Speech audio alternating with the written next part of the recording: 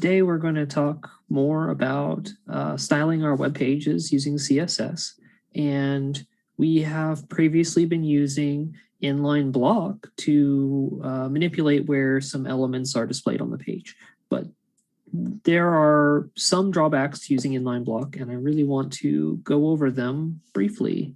So what I'm going to do is share my screen, and we can take a look at the start of a project. So currently we have 3 columns that have text inside of each of them, and they're all inside of some element called container that is being told to be kind of centered in the middle of the screen using our margin 0 auto trick with a width of 800 pixels. And then the columns themselves are currently this blanched almond color. They have padding of 10 pixels, and there's some text inside. So let's see what that looks like. Yeah, so as you can see, our columns are currently more like rows. They're stacking one on top of each other. So as we've learned, we can use inline block to affect how they get displayed. Wait, no, don't do that. There we go. Sorry, changed the color on me. And I want to apply display inline block on the elements that I want to be inline block. So these columns. And when I do that, and we go back and take a look at this, we're actually not going to see any sort of change. So in addition to telling them to be inline block, I need to tell them to be smaller as well. So maybe I'll give them the width of 300 px. Well, if there's 3 of them, that's probably going to be too much for them to all be next to each other. Our overall width is 800, but let's just see how this looks for now, and we can work from there. So yeah, it's 300 pixel. They now have 3 blocks like this, but it's a little bit too wide. We can try to work out exactly what their size is using the inspect tool. So if I click on one of these columns, I'm just going to scroll down, and I'm going to see that they have a width of 300 plus actually an extra 10 pixels of padding on each side. So that's going to add up to 320. So, all right, I think we can do the math for that. So 320 times 3, well, that's going to be 960.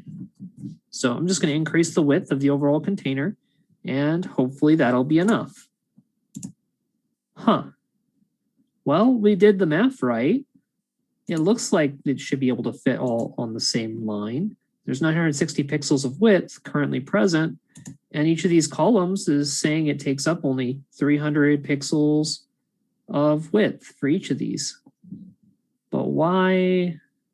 Why? Yeah, just kind of why.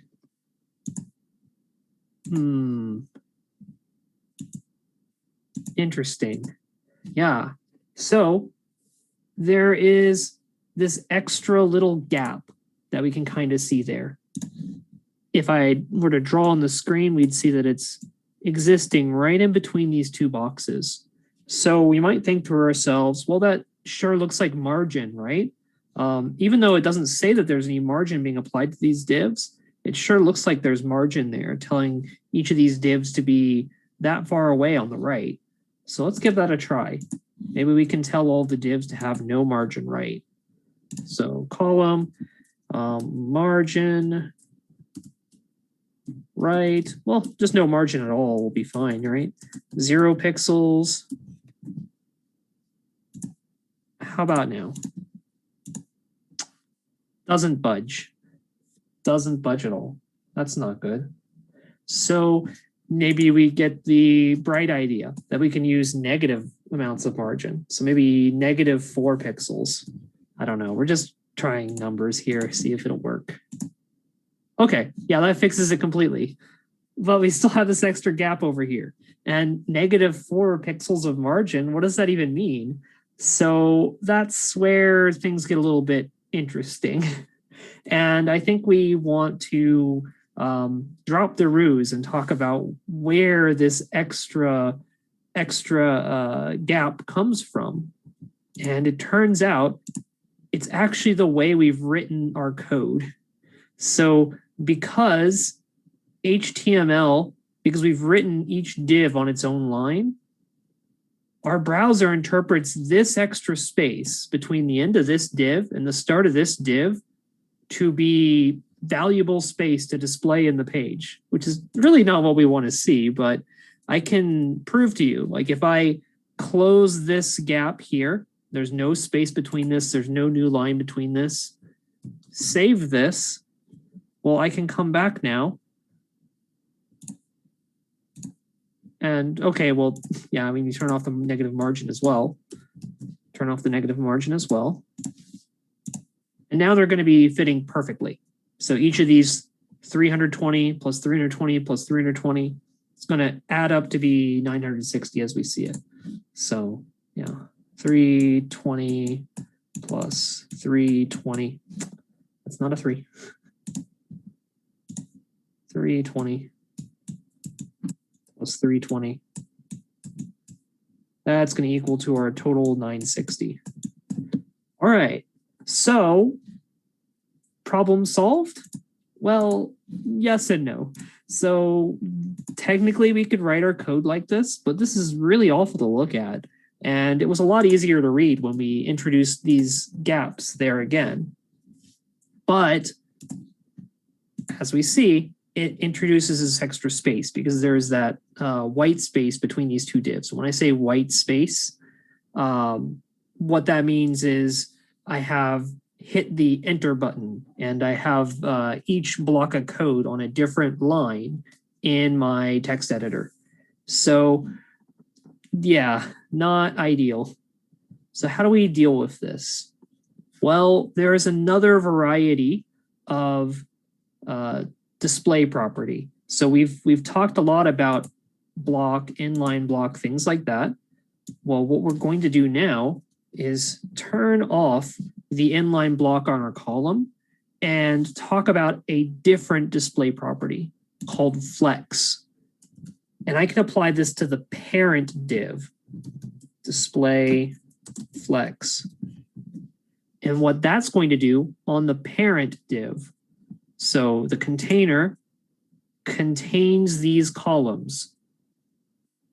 It's now going to have these columns take up all the width. It also takes up all the height while we're at it, but let's not worry about that detail for now. Actually, there's things I can do. Yeah, why don't we talk about those? So another property we're going to be learning about soon, if we wanted to center these, we could say align items center. And what that is going to do is make them center themselves in this overall box that we've created for them. All right, so right off the bat, we're now able to write our code the way we've gotten used to by having new lines, extra tabs, you know, all that indentation that we talked about on Monday. We want to be able to continue to write code that way.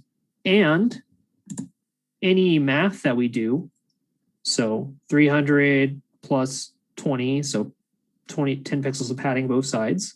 If we add those 320 plus 320 plus 320 together, we're going to end up with divs that are equally spaced like that. And that's perfect for us.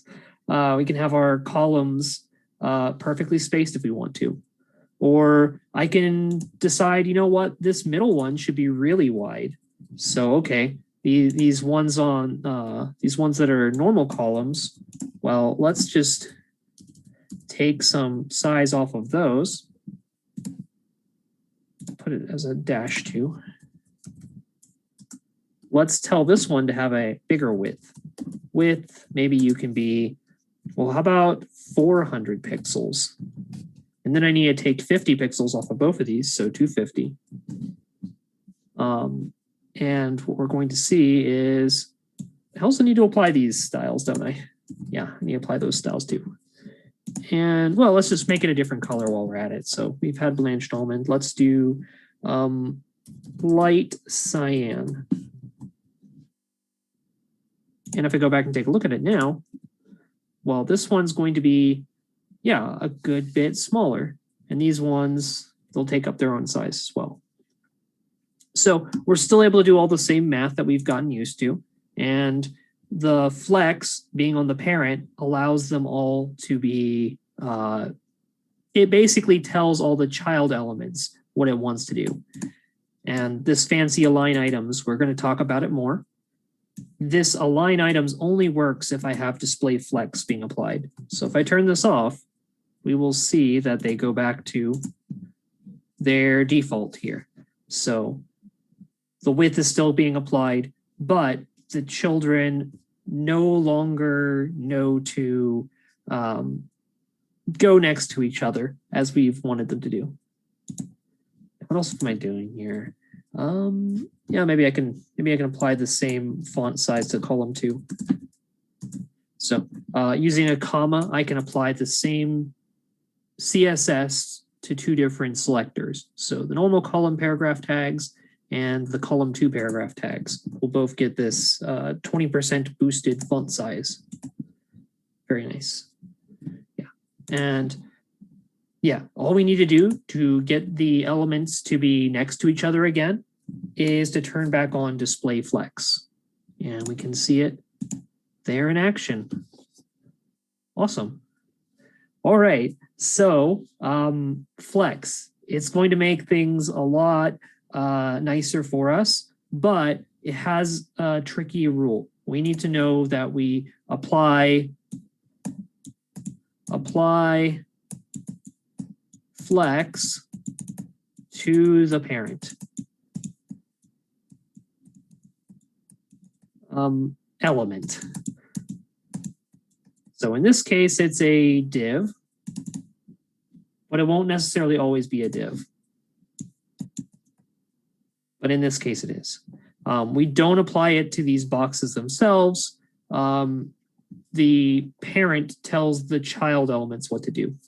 And the grandchildren elements, if you will, like these paragraph tags inside of the columns, they're not going to do anything different. In fact, I can have more paragraphs if I want to. Like that is just fine with this. This one's getting 3. This one's getting 2. And if I come back, yeah, they will figure out how to size themselves appropriately. And these paragraphs continue to behave in the way we've gotten used to paragraphs behaving. They continue to be next to each other. Because if instead I were to say, okay, column 2, I want you to also be display flex, that will change how those paragraphs display. So let's go ahead and take a look at that. And now they are also going to be next to each other.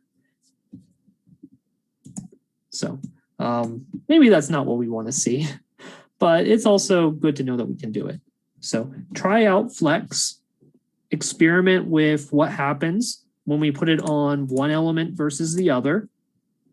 Yeah, it can take these paragraphs from being on top of each other to now being nested next to each other.